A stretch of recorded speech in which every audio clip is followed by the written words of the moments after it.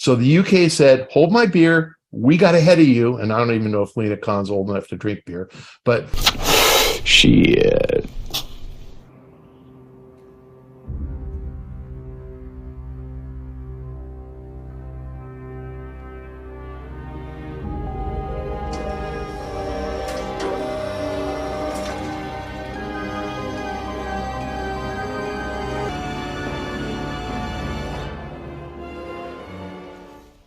Hello and welcome back to the channel.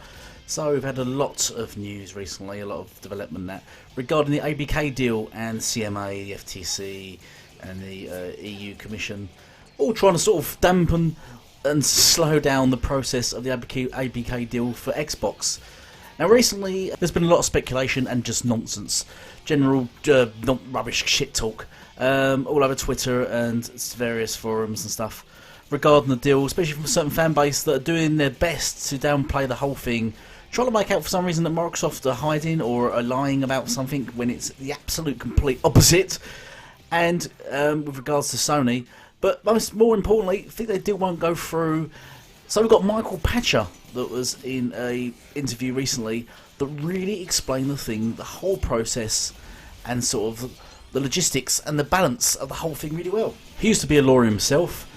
So he sort of knows, should know what he's actually talking about. But he describes and goes into detail really well, I think, the sort of the ludicrousy really of how Sony are trying to stop it, and why things like the CMA and the FTC, what their sort of narratives are, why the deal will go through, why it cannot not go through, because it's just such a bias, openly biased thing for it not to happen. It will be really unjust. I don't really want to say too much because I'd rather you just watch. So let me just play the clip now. It's about 16 minutes long. I hope you enjoy it. Please listen though, because it's fascinating really, and he does it justice and explains it really well for all the people that are just really completely lost and confused by the whole thing. So run VT. So I've known you a long time, Michael, and you've always liked to take a contrarian view on things, and you're definitely taking a contrarian view here from the United Kingdom Competition and Markets Authority, better known as CMA. The political impact of this decision. What is the most important thing, in your opinion, that investors should take away from this? yeah, and let me correct the term you use. I don't take a contrarian view. I take a correct view.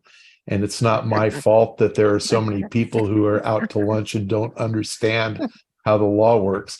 All right, so keep in mind that this deal is more than a year old. It was announced on January 17th, 2022. And so here we are on February 8th. What took a year for the UK to say, wow, it would really upset us, Microsoft, if you buy Activision and pull Call of Duty off of PlayStation. I mean, we knew that the first day.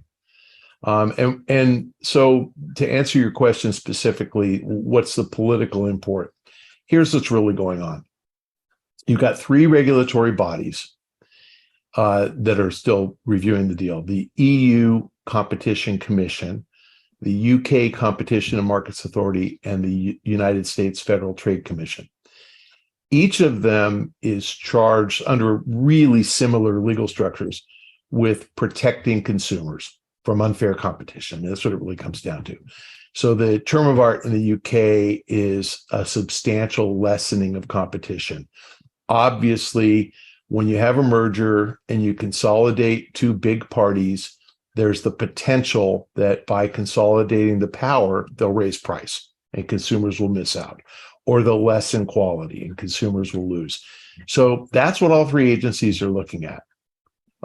Fortunately for Microsoft, they have no intention of ceasing to support PlayStation. And they've said it repeatedly. They've offered to extend their existing contract for 10 years.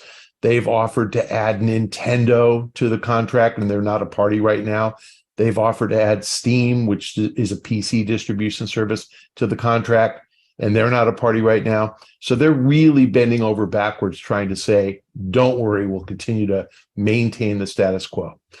And so what really happened is that the EU has been the most sane of the three agencies. And the EU has pretty consistently said, we think we can reach an accommodation.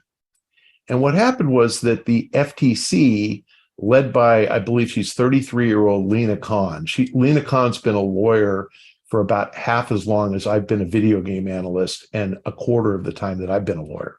But Lena Khan, who knows better than all of us, that led her to realize, oh my God, somebody's going to settle. We better settle first.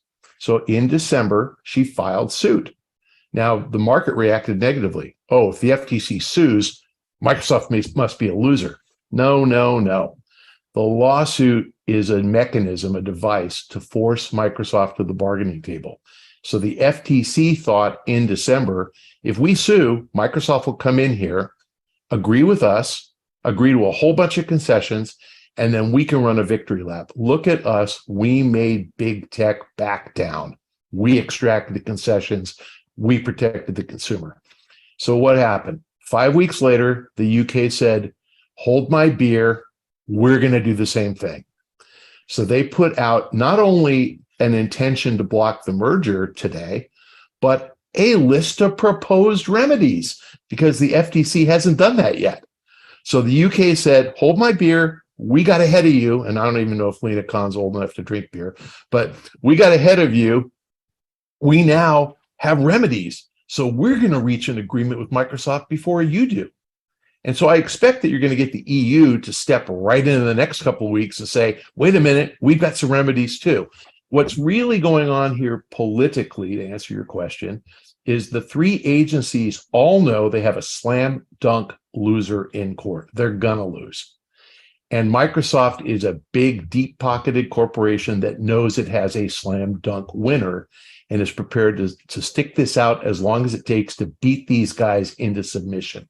So rather than litigate, and by the way, the FTC just lost a high-profile case against Facebook where, once again, they were completely wrong, but it was a tiny deal.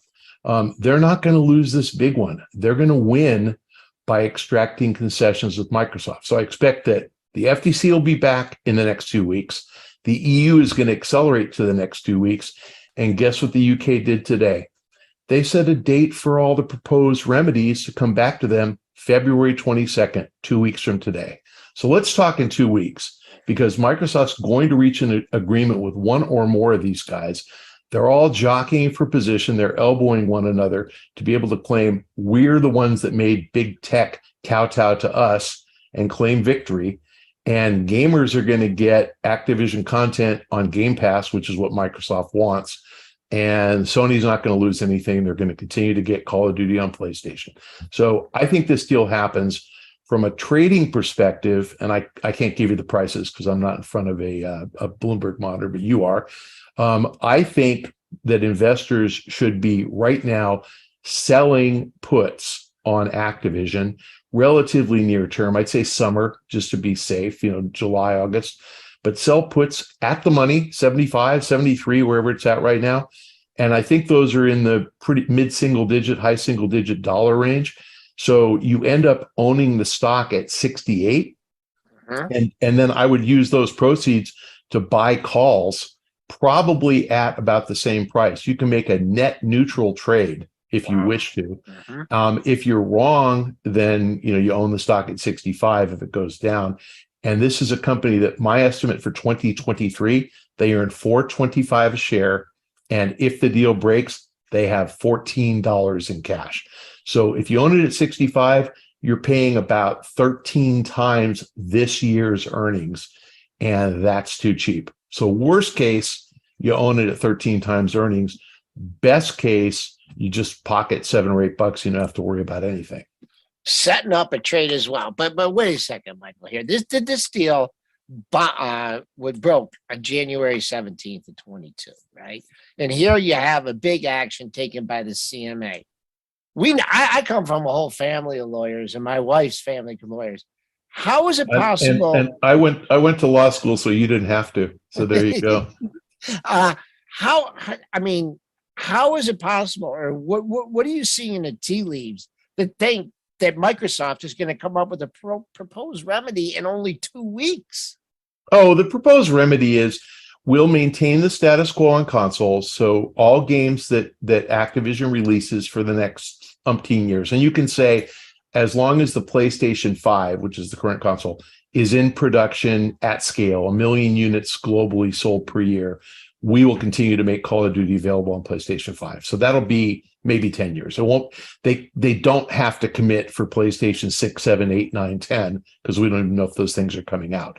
But if they say we'll continue to support status quo, that addresses the bulk of the UK Competition Markets Authority concerns. The second piece is that the UK said you have to make Activision games available on competitive streaming services under the same terms that you allow them to be on Game Pass. That is the dumbest thing I've ever heard and a massively bad legal argument, and they lose. The reason they lose, and Microsoft's going to basically say, pound sand, we're not doing that. But the reason they lose is when Disney bought Fox and when Amazon bought MGM, both of which, without objection from the UK Competition and Markets Authority, each of those companies took the content that they acquired and put it exclusively on their streaming service. So Disney doesn't put Fox movies on Netflix anymore. Never will. And Amazon's not putting James Bond on Netflix ever. It's not going to happen. The truth. So that's the status quo, completely perverted, because when you buy something, it's for your service. The precedent is that's what everybody does. No one's ever asked Netflix to take its original movies and offer it to other streaming services. So bad precedent, bad loser for the CMA. They're going to lose this issue. But if they do what Disney did and said, we're still going to put Fox movies in movie theaters, and they do, right? And we're still going to allow any service who wants to offer them on a pay-per-view basis, video on demand, the ability to do so under the same terms as everybody else, then that is fair. So I think what Microsoft will say is, if somebody comes up with a cloud streaming service and wants to charge their user $60 to play Call of Duty, we'll sell it to them. Of course they can do that. That's status quo.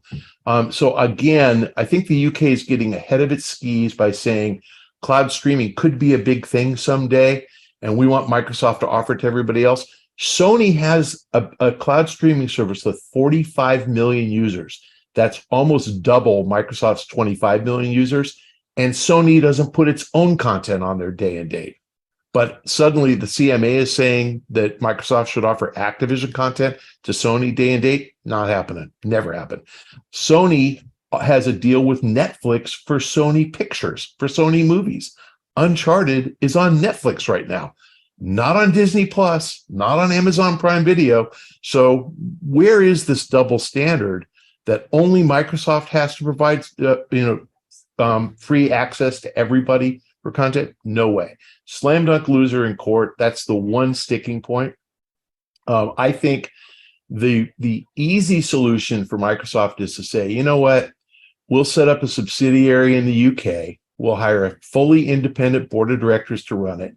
Activision Blizzard UK PLC, fully independent directors, and we will drop all of our content that we produce at Microsoft into that, Activision, into that subsidiary, and they can distribute it any way that they see fit to maximize profit. And what's the UK going to say? Which means not on Game Pass, still available PlayStation. The UK can't block that deal. And when they do that, then consumers in the UK are going to scream. How come everybody else gets to play Call of Duty on Game Pass and we don't?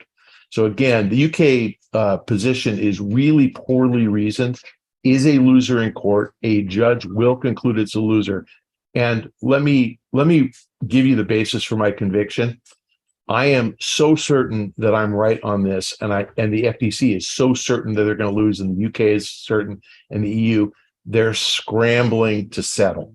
This is really like looking at, why do district attorneys bring criminal cases and win 98% of their cases? because they only bring the ones they're sure they're going to win. I've heard that. This is the one that I am sure that Microsoft's going to win. I would not be making this point. That's why I corrected your term conviction. I'm sorry, contrarian to confidence. I am 98% certain this deal happens. All right. So as far as Sony goes regarding this deal, it seems like they have some perceived benefits that they're not trying to allow Microsoft to have. I mean, net. I mean, what's better for Sony is if this deal falls through or it passes. Oh, far better for Sony if the deal doesn't happen, because Sony is the clear number one in gaming and Microsoft is the clear number three. Nintendo's number two. Sony doesn't want Microsoft to gain on them. And if you put Call of Duty on Game Pass, you're giving a consumer an option not to buy a console. Game Pass works on any screen as long as you're connected to the internet. You can play it on your phone or your PC or your TV if you're connected to the internet. So Sony doesn't want that. They want you to buy a PlayStation. Which is better for a consumer? Call of Duty for $60 and no console purchase, or Call of Duty for $60 and a $500 PlayStation? Come on. I mean, again, it's not a real argument, but Sony, I believe Sony is just enough insinuated into the whole elections process in the UK that they've got members of parliament on their side and they've got, regulators on their side. This is not going to rule the day. No way. So the regulator, from your perspective, that the regulators have actually done Microsoft a favor here, put the issues out in the forefront, and this is probably something that they've been preparing to respond to for quite some time. Oh, 100%. And these issues, the issues raised today, are really the same as the issues raised by the FTC 5 weeks ago, with the difference that the UK came up with proposed remedies. And, one of the proposed remedies is operate in the UK status quo. They actually use the term divest, and they can't truly force a divestiture, but they offered Microsoft the opportunity to come up with an alternative remedy if they don't choose to divest of Call of Duty. And the alternative remedy is just set up a subsidiary and operate status quo with independent directors. So the independent directors will do whatever's best for competition. No way can the the CMA tell Microsoft what to do outside of the Northern Ireland, Scotland, Wales, and England. They have no jurisdiction outside, and that's at most 1/6 of Activision revenue, at most. So it's really a tiny piece, and Activision will keep gaining or keep capturing the revenue they're capturing now. It's not going to change that. So we know law is based on precedents, right? And so where can you draw any parallels from the past deals that would support, what you're saying with the steps that you just laid out? Disney, Fox, and Amazon MGM are perfect precedent. Amazon MGM was a whopping, 9 months ago, May of 22. And no objection from any of these three regulatory agencies. So, and it's actually kind of about the same size. If you look at MGM's presence in film and television, it's a small percentage, it's single-digit percentage of total movies and TV. Activision is single-digit percentage of the gaming business. I mean, it's a big company, but it's tiny relative to the 150 billion. So, what did you all think of that? I think it's very impressive. I think he's hit the nail on the head, basically. He's covered all the points. He's covered all the narratives. You get PlayStation fans say stuff like, yeah, but Michael Patches, he's always wrong. He's always wrong about something. He never gets anything right. It's funny enough, on Twitter, they quote him, though, when he says stuff like PlayStation's going to win this generation, such stuff like that. They quote him, but then when he says something positive about their Xbox, they say he's never right. So, pick a narrative, guys. Just pick a narrative and just stick with it. You just look stupid. I've already exposed J-Dub on Twitter for doing that exact thing. So, so he's spot on. You can't. What's good for the goose is good for the gander. You can't, penalise Xbox for doing something that everybody already does. You can't just penalise one company, otherwise you look openly biased and stupid. And I think, as he says, I think it's just a way of looking like they're in control and wanting something out of this. I think that's the only reason why they're doing it. The deal will definitely go through. They just want to hamper it because they want to get something out of it.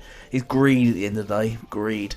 Anyway, I hope you enjoyed the video. Let me know in the comments what you think. Will the deal go through? If not, why? Why won't it go through? Why shouldn't it go through? Why do you think it shouldn't go through? But thank you all for watching. Please sub, share and like. It's really important to the channel. The support is sort of fantastic. Also, remember, I've got my podcasts every Friday.